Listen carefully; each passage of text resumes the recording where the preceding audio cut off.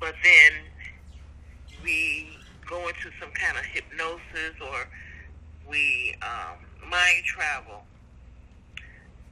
back in our lives, and we remember something that we didn't remember when we were just coherent. Okay. Does that mean? Well, listen, I have to be, if we're going to do this, I have to be 100% honest. Okay. We're here. Uh-huh. And we're talking about the Akashic Records. Yes. Now, the way with the cosmos work, and what we were talking about was with the Akashic Records, it's going back, well, it's accessing information of occurred events that happened and going back to remember those events, but we were at a point of talking about it. And we had already related it to the Akashic Records being related to like the movies with like Sandra, Speed, and the movie that Sandra, what's her name, Sandra Bullock was in. When she would access a memory, go back in the memory to assist with something going on in the current time. So basically, going back to another dimension and to pull something from that dimension in order to assist with something that's already occurred. So it sounds kind of crazy. But we had gotten to the point of talking about being able to record those events so people will believe they happen. Now, with that happening, it made me more so of a firm believer because it was a very, very good conversation that we were having. And I'm like, okay, you just simply write down one story. You just write down what's going on. This happened to me. And, she was saying as far as if someone wants to come back and say, okay, that never happened, does it alter that moment? Well, at the time that we were talking about, I'm like, okay, you just keep a receipt. But how can you keep receipts or keep things like she was saying if they can be altered?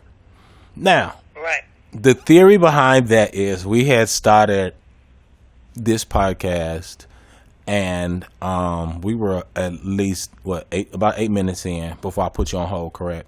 About 8 minutes. Mm-hmm. About 8 minutes before I put you on hold. And the conversation was so wild that, everything that we had talked about, it just disappeared. It just restarted itself. The recording process. Seriously? So it's gone. Everything was documented, all the documentation. So any one of you all out there can come back and say, yeah, you all never had that conversation. But I know, and she knows that we had this freaking conversation. And the records are gone. But only her and I can access that dimension. It's so freaking wild. So, sorry there was no introduction to the beginning. I'm Kenneth. Oh, my God. That's crazy. How'd that happen? So that's exactly what they mean. And it's crazy. Hey, and it's 3:44. And what does that mean to you? That number is an angel number. Okay. I'm going to look it up because since this happened, and it's exactly 3:44, let's look and see what that says. Yes, you look it up. I'm not touching the computer anymore. I don't want to lose any more recording. And I want you to tell me exactly what angel we accessed when we accessed that dimension and we came back to our own present time. Right. Because that's like crazy. It's like it makes my hairs on my arms stand up.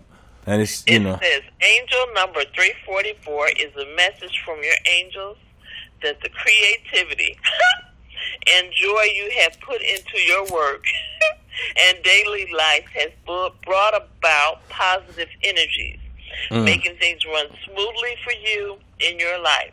Your angels applaud you for your efforts and encourage you to continue on your current path. So it's confirmation that this podcast is everything. It's everything. Oh, my God. It was crazy because I was skeptical. You look up the information on it and it's just not there. And that's exactly what just happened. Like, we talked about it. We, like, broke it down into movies, broke it down to a specific actress. Thank you, Sandra Bullock, for your work. And it's just gone. Just like we were talking. Yep. Now somebody could say, oh, y'all never talked about that. Never had it. It was never saved. See? And what I was talking about was, like, which is a different topic, like children who are abused and they go tell somebody, and then the person that did it said, no, that didn't happen. So everybody else believes the adult and doesn't believe the child. Hold on 1 second. The neighbors are arguing. Let's listen in.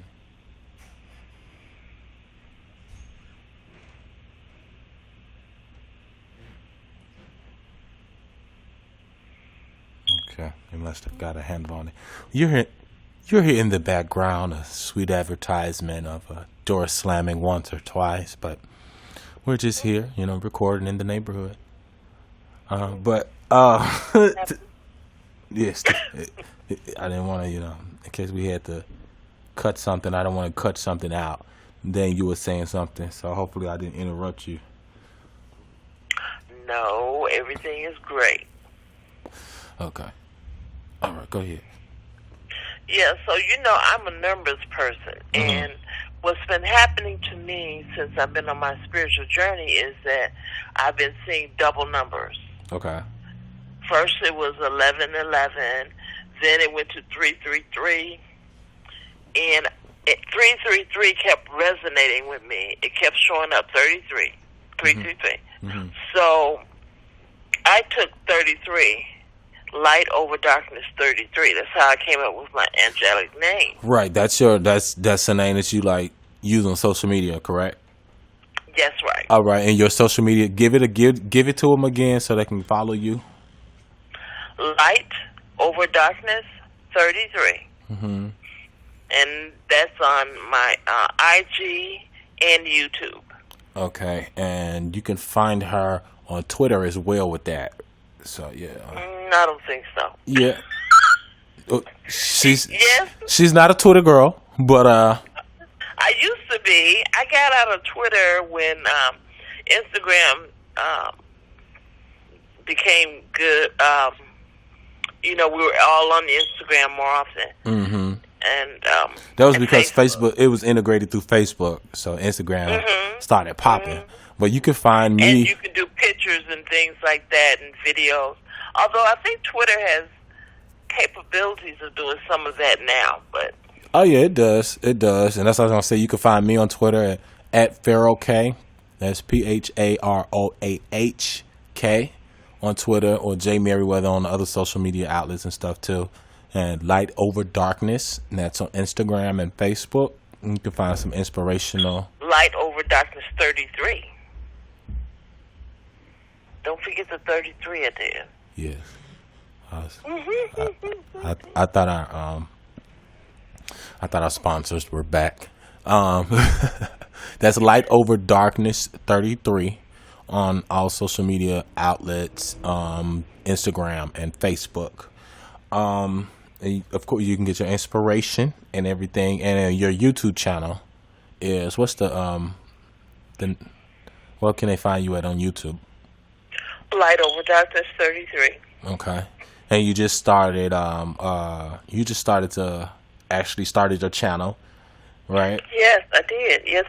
I'm enjoying my channel because I deal with meditation and spiritual awareness. Okay. And prophecy. Sometimes prophecy comes through. Okay. So, and with that, that's like a lot of people are not so savvy in the process of spiritualism and spiritual background. And what days do your show posts, and what's your inspiration?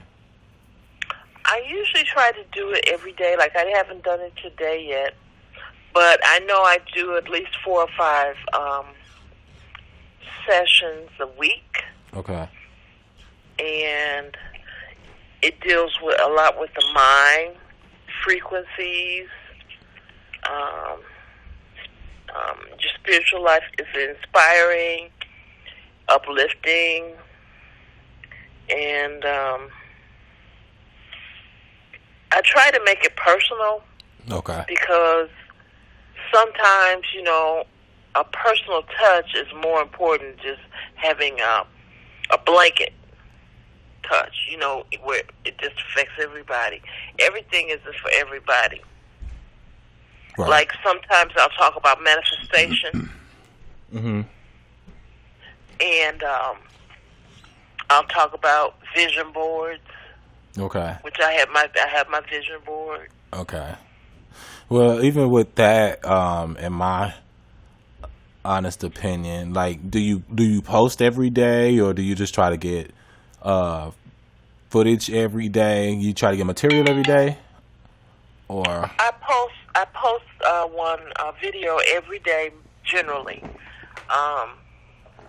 and usually it's triggered by something that comes across to me spiritually. Okay. Yeah, it depends what is going on with me and what I'm drawn to. Okay. Okay. So you're basically you're like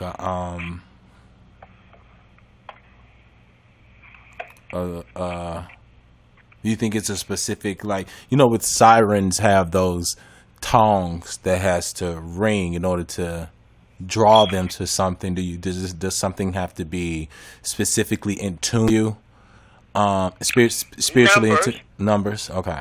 Numbers. Like I said, the double numbers. Mm-hmm. And I'll look them up as to what they're about. Okay. And then I'll write it out. And as I'm writing it out, different other things will come to me. Okay. Like I was talking about the 7th dimension, the 8th dimension, the 9th dimension, and the 10th dimension. Mm-hmm. Which is all involved in the Akashic library. Okay. And I know they try to say that it's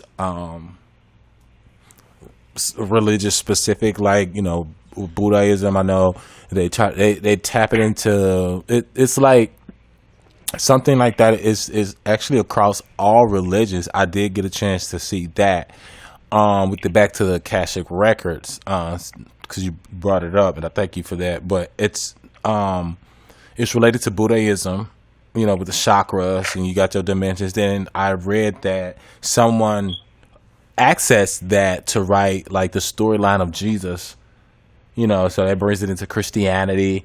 And then, you have, it's introduced within, the whole Satanism religion as well. Not that I have anything against, people who want to practice that, because that's their own personal rights.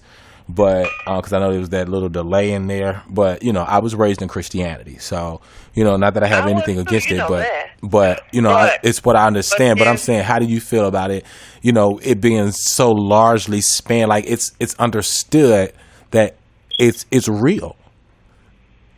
So do you feel like it's like religious specific? Is it just for Buddhists? Is it just for Christians? Is it actually a spiritual, darkness, whereas it can be attached to, like, because it's bound to, because that's what we were talking about too, astral projecting back to that memory to bring something that wasn't even regards to what caused you to retain that memory. Like we were saying, you throwing a ball to Susie, but you can access that memory to go back to see that, okay, yes, that was the time that Mr. Johnson was pulling into his garage, and it had to be about 1:00, because that's what time Mr. Johnson gets off work. And so now the specific memories I was throwing about with Susie, but you could access that dimension to pull other information. And that is just, it's an event, it's real. And we were saying how there's no scientific proof that it was 1:11, except the fact of, okay, yes, that is what time he gets home from work. And he usually drives that car, and that had to be Wednesday because he was wearing that shirt. So, you get all of this stuff it's real details. And that's how we got into it not being recorded and stuff. So, you get into that. So then they do allude to the fact that when you get to something so spiritual, so heavy, it's dark, which is how it's attached to Satanism and witchcraft and stuff. But, astral projection isn't witchcraft. it's something No. that people can do. Well, see, here it is. Thing is, we know not